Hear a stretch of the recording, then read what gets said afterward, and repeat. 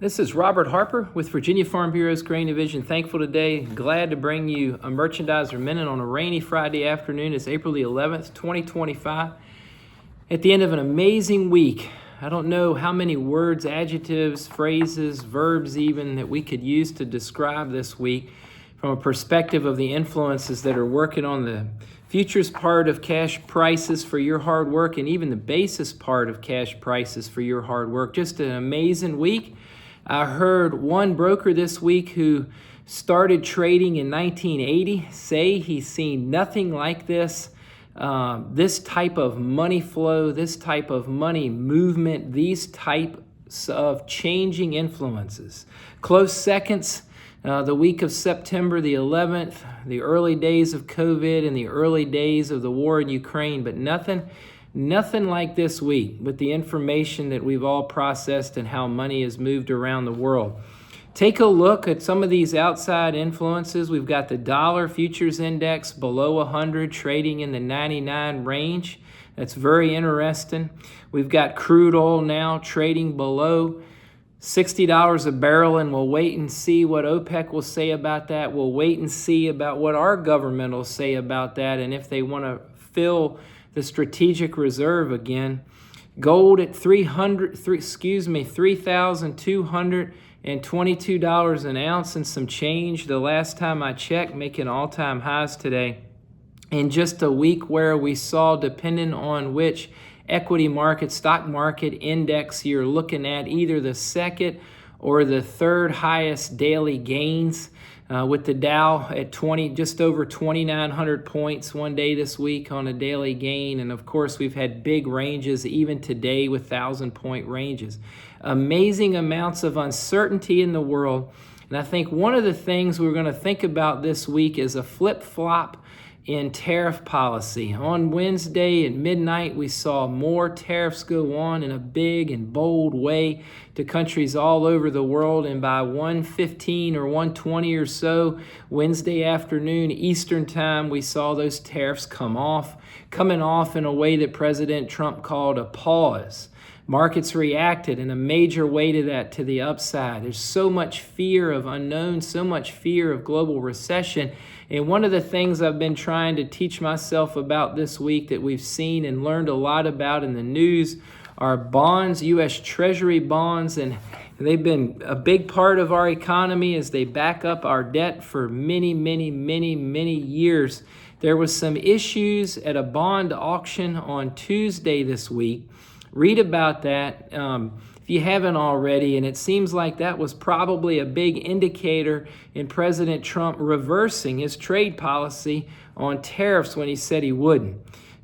Big things this week, big things. So think about that. Look at gold, look at what crude oil is doing, look at the dollar futures index. Think about second or third biggest daily gains in history on our stock market futures indexes here. Tariffs being reversed. And if we going home on a rainy afternoon here, think about China, 125% tariff on U.S. products. I don't know if I'm right, that United States, that I think we're at 145% tariff on Chinese products. So remember, one of our top trade partners, and some products are number one.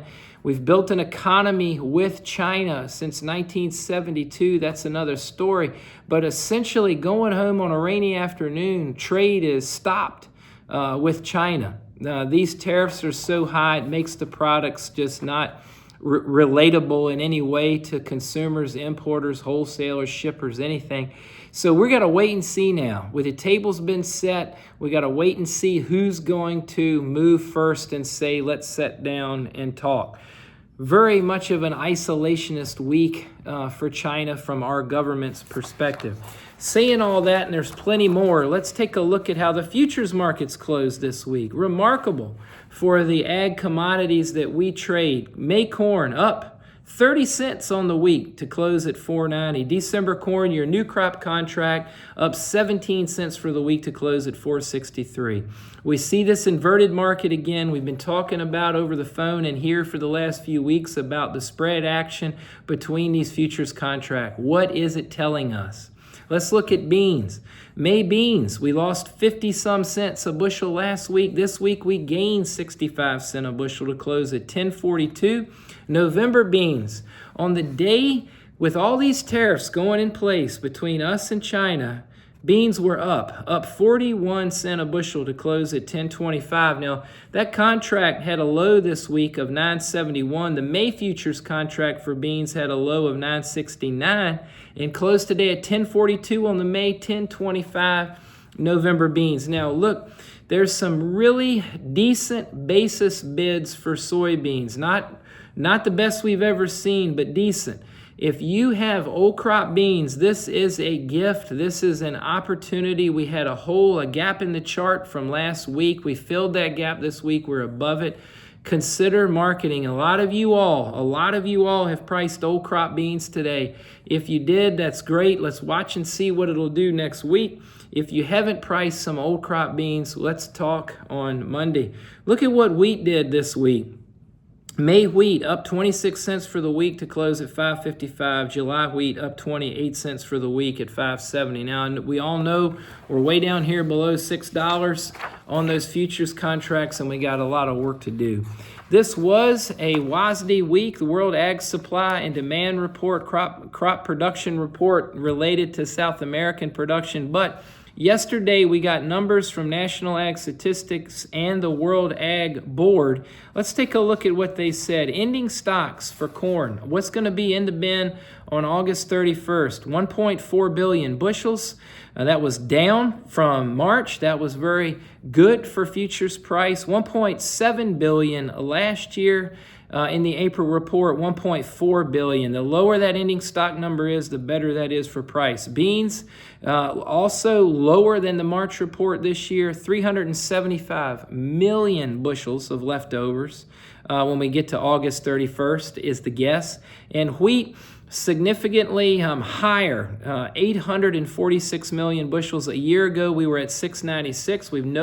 You've been saying it, we've been reading it, we've been struggling getting wheat exported all year, and it's showing up in that ending stock number. So again, new numbers this week, projected ending stocks numbers for U.S. production at the end of the marketing year for beans and corn at the end of August. Corn, 1.4 billion bushels. Beans, 375 million. The end of wheat's marketing year, I believe I'm right, is the end of May. May 31st, that's 846 million. So big number there for wheat. We did see a reduction in feed consumption in the report by 25 million bushels for corn. We saw soybean imports raised a little bit. I had a good conversation with one of you all today about why we import beans into the United States. We can talk more about that over the phone if you like. And wheat, we did see exports reduced. So big numbers this week from the USDA, but again, they were just all overshadowed by all of these outside influences. Take a look at our first plant in progress report this week. Coming into the week, Virginia, 1% planted on corn. North Carolina was 6%, Texas 59%. When you look at all of the United States coming into the week, 3% planted.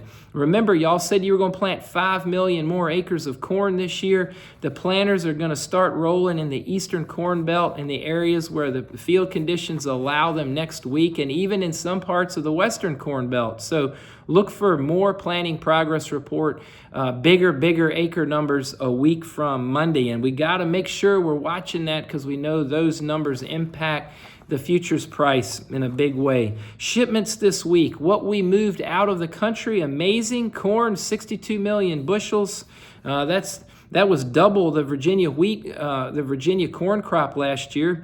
Corn, 62 million bushels, export shipment number. That was excellent, and that helped the futures price this week as we saw corn up 30 cents on the week, old crop corn. Beans, we got a great number for this time of year in the export shipments number, 29 million bushels, and typically a very low number with the situation right now with wheat at 12 million bushels.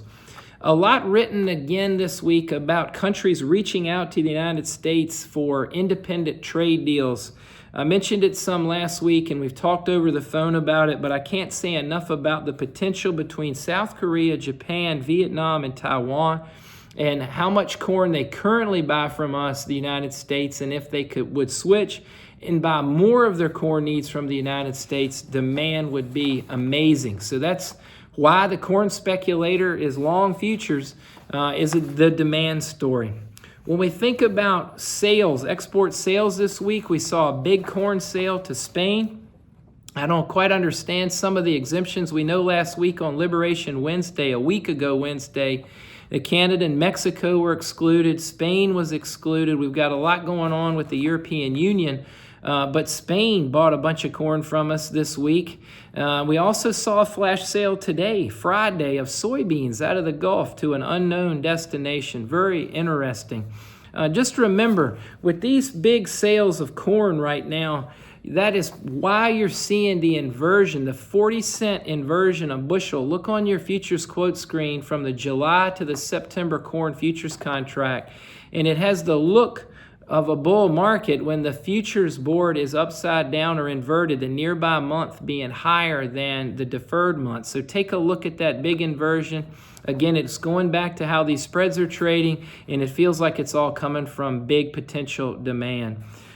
Port fees this week, U.S. Trade Representative, we talked about it much. You need to know about this. The Section 301 investigation. There's been a flood. Even some of you have called your elected officials. There's been a flood of negative feedback to the U.S. Trade Representative about these fees on China-made ships at U.S. port and China-flagged ships at U.S. ports. So maybe we'll get a vote on that next week.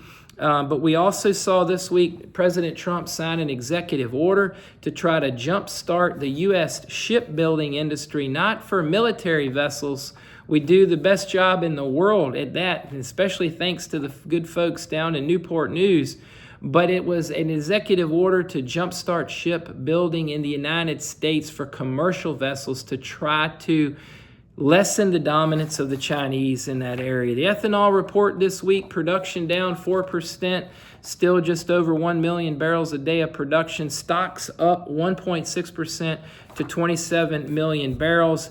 The next week is going to be all about what kind of planning progress is going on here in the United States, all about money flow, all about tariffs. Let us help you with decisions, old crop and new crop basis. We wish you the best in the field next week. Thankful you got some rain this week.